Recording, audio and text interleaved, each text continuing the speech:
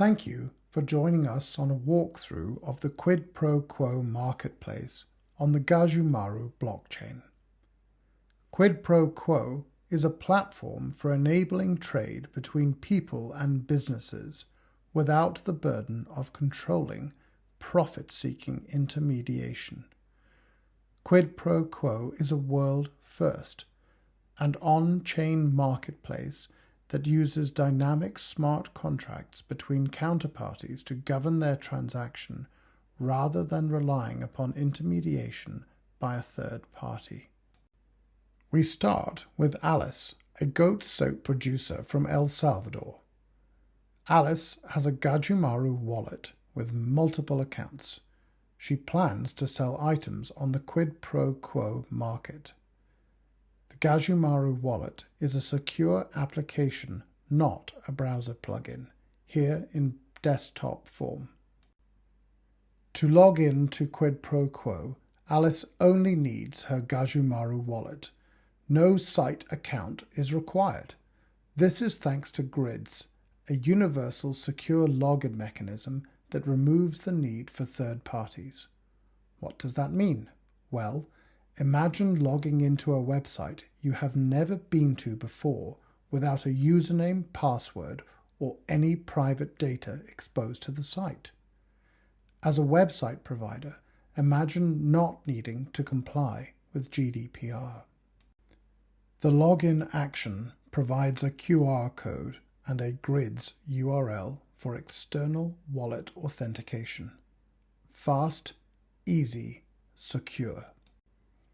In this case, Alice is using a desktop wallet, so she simply copies and pastes the URL directly into her wallet using the Grids URL link in the wallet. Using our mobile wallet on a smartphone, Alice would scan the QR code and have the same effect, opening her wallet for her. The wallet translates the URL into a retrieval instruction. The wallet receives a random message from Quid Pro Quo asking Alice to sign it to prove her identity. Alice signs the message and the signature is verified by Quid Pro Quo to confirm her identity. When Alice clicked OK, the message was signed and the signature was submitted to the Quid Pro Quo system, which then verified that she owns the public key that was presented. Alice is now securely logged into the marketplace. As Alice is a new user, Quid Pro Quo creates a new user profile for her. Alice customizes her profile to sell items. Thanks to Grids, she always has secure access to her account without needing any logins or passwords. Alice's profile is ready. She is ready to start selling her goods or services. She clicks the Sell button to initiate a sale. Alice produces goat milk soap and provides a detailed description of what she is selling with keywords to aid search. Alice fills in the details for the item she wants to sell and submits it to the system.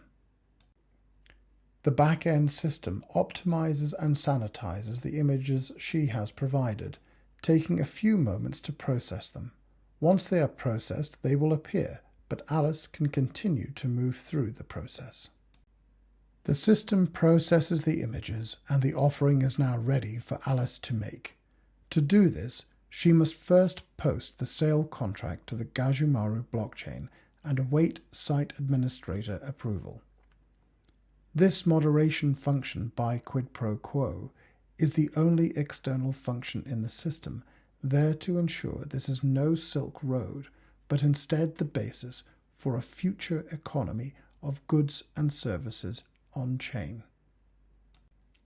Alice is taken to another Grids page to post the sale contract to the Gajumaru blockchain.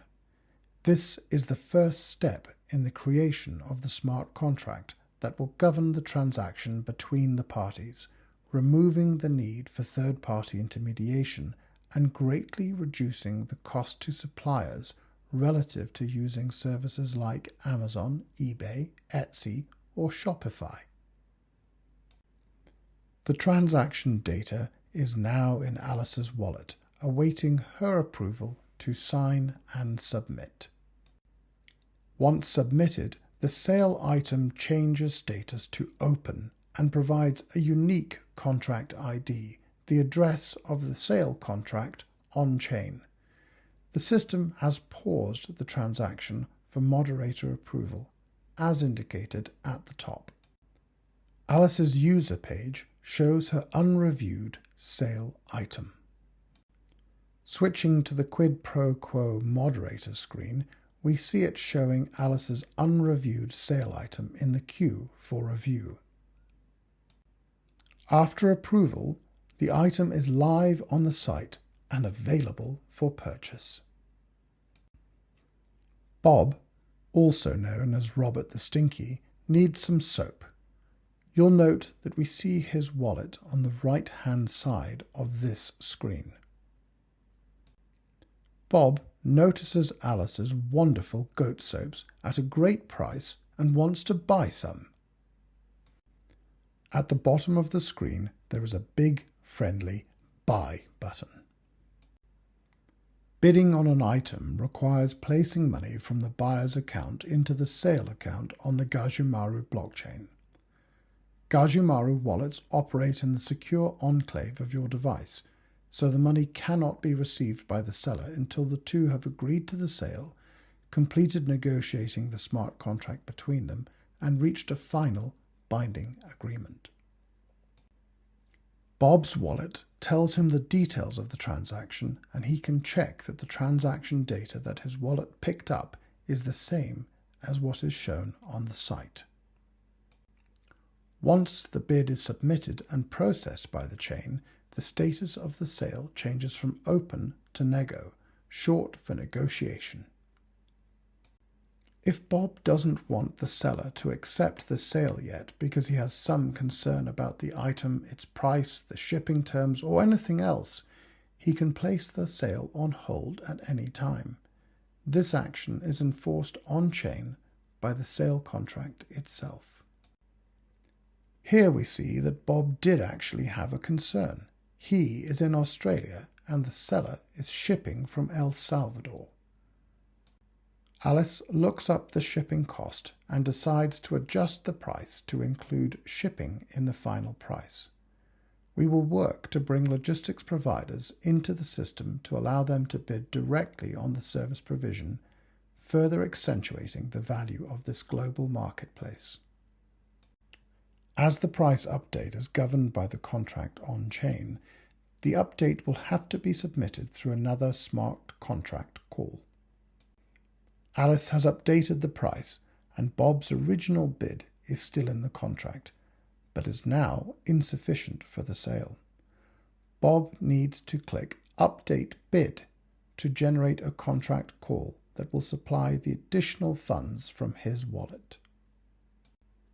The site makes Bob aware of the required transaction. Once complete, we can see the Accept Bid option appear on Alice's screen. Now that Bob has updated his bid to cover the logistical cost, Alice can accept his bid and finalize the transaction. The transaction between the two is entirely created by the inputs of the parties in the Quid Pro Quo system using Gajumaru's Sophia smart contract language. This requires a final contract call. It is at this point that Alice gets paid. Now it is up to Alice to provide the shipping information to Bob so that he can track what is going on. Some time later, Bob receives his item and can tell Alice about it as well as give her a sale review. Trust between buyer and seller is always a complex human issue, and providing a seller rating system is important to aid people in making judgments on who to trade with. Once Bob submits his review, the sale item, including images, conversation history, etc., is deleted, and the history of the sale becomes an archive record that keeps some important metadata about the sale. Users of the site have a sale archive and purchase history, which keeps track of their purchase and sale behavior so that others can make trust decisions. With that, we conclude our demonstration. Thank you very much for watching.